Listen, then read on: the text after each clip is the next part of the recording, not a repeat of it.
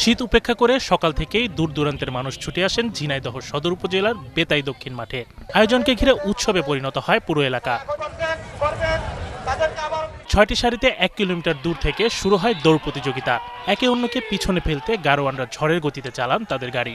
ঝিনাইদহ, মাগুরা, নড়াইল, যশোর ও চুয়াডাঙ্গা থেকে বাছাই করা মোট ১৬টি গরুর গাড়ি এই দৌড় প্রতিযোগিতায় অংশ নেয়। গ্রাম বাংলার ঐতিহ্য খেলা, আমরা যেখানে খেলা হয় আমরা কয়েকজন বন্ধু মিলে এই খেলাটা দেখতে যাই।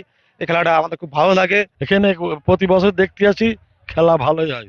বাবার সাথে গরু গাড়ি খেলা দেখতে আসছি, খুব ভালো লাগছে। আগে কখনো দেখি নাই, আজকেই দেখতে আসছি। বেতার মাঝে মেলা গরু আছে, দেখতে ভালো লাগছে। সব দেখি ভালো, মানুষজন বেশি, দোকান পাশারি বসেছে, খুবই ভালো লাগে। এই উৎসবকে ঘিরে একদিনের জন্য মাঠের ভেতরেই বসেছিল গ্রামীণ মেলাও। প্রায় শতাধিক স্টল বসিয়ে চলে পণ্য বেচা কেনা।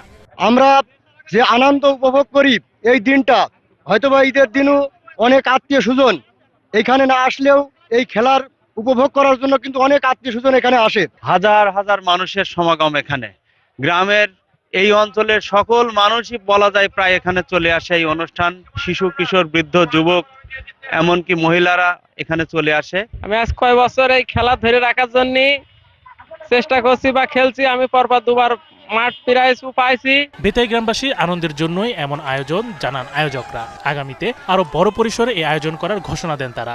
এই প্রতিযোগিতা করে মানুষের একটু আনন্দ দেওয়া, এই জন্য এই ঐতিহ্যবাহী খেলা আগামী দিন আরো উদযাপন হবে, আরো ভালোভাবে।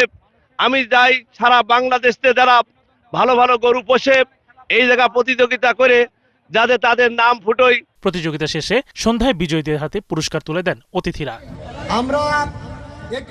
শরীফ আজাদ প্রীতম, ৭১।